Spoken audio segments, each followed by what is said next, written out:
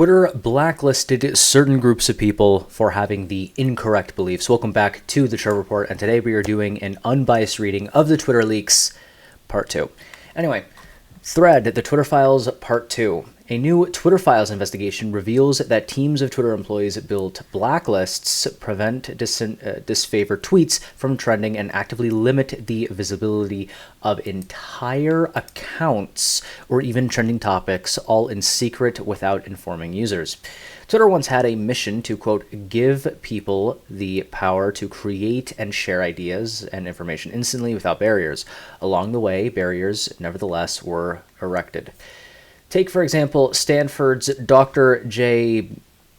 Not even going to try to pronounce that last name, who argued that COVID restrictions would harm children. Twitter secretly placed him on a trends blacklist, which prevented his tweets from trending. Or consider popular right-wing talk show host Dan Bongino, who at one point was slapped with a search blacklist. Twitter set the account of conservative activist Charlie Kirk to do not amplify. That was loud. Hang on. Let me fix that. I'm so sorry about that.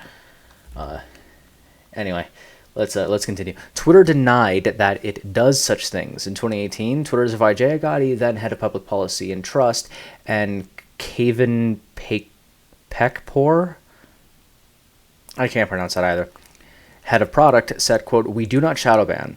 They added, and we certainly don't shadow ban based on political viewpoints or ideology.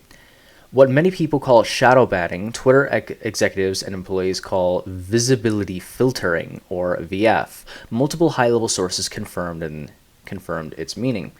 Think about visibility filtering as a way to prevent us, as a way for us to suppress what people see to different levels. It's a very powerful tool, one senior employee at Twitter told us.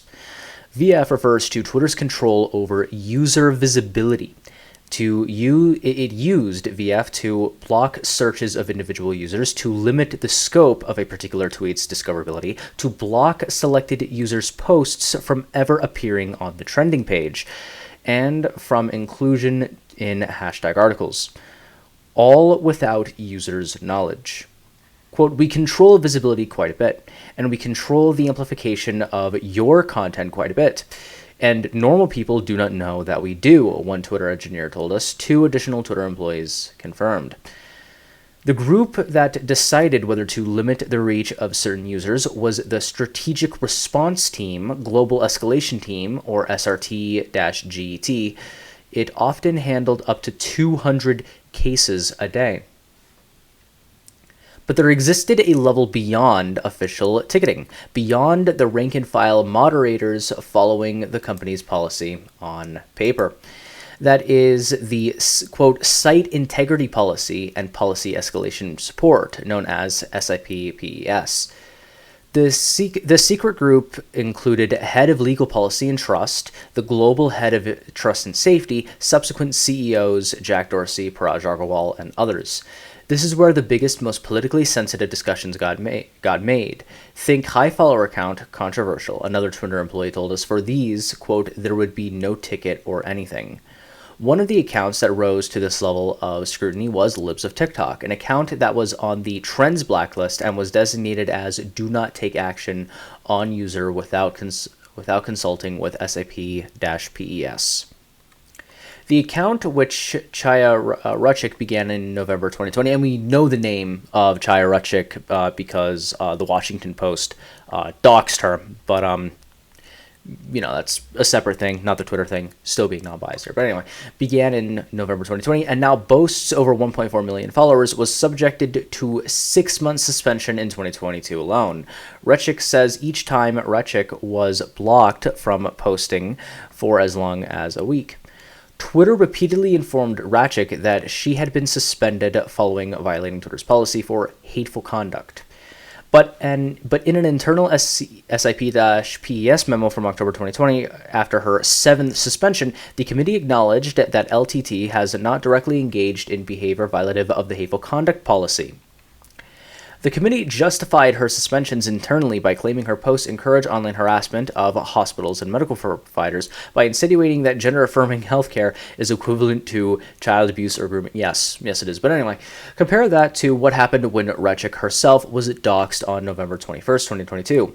A photo of her home with her address was posted in a tweet that has garnered more than 10,000 likes. When Rechik told Twitter that her address has been disseminated, she says Twitter support responded with this message. We received the reported content and didn't find it to be in violation of the Twitter rules. No action was taken. The doxing tweet is still up.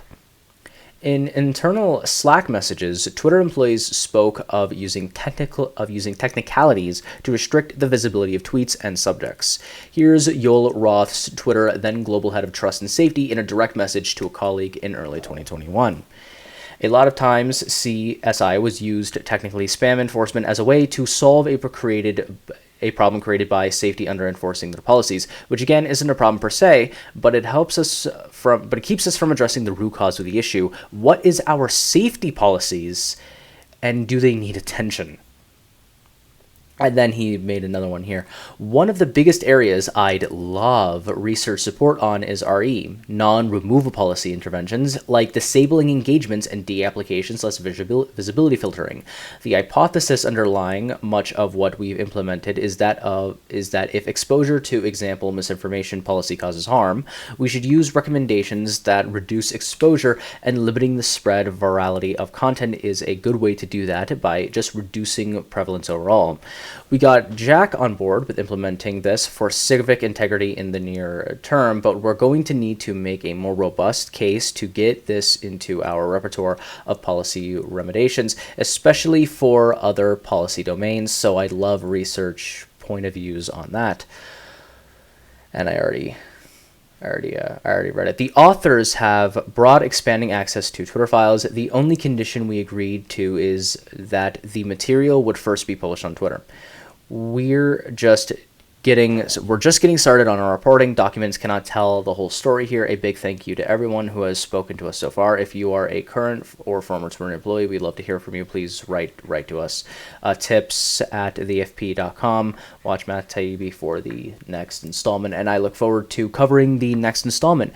In the meantime, if you've enjoyed this unbiased reading, do click the support link down below in the description, where I have a bunch of neat things that is designed to sort of help my fellow dissidents out economically and on the social media game. Thank you so much.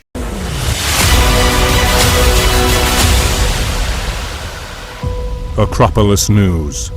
News from the Acropolis.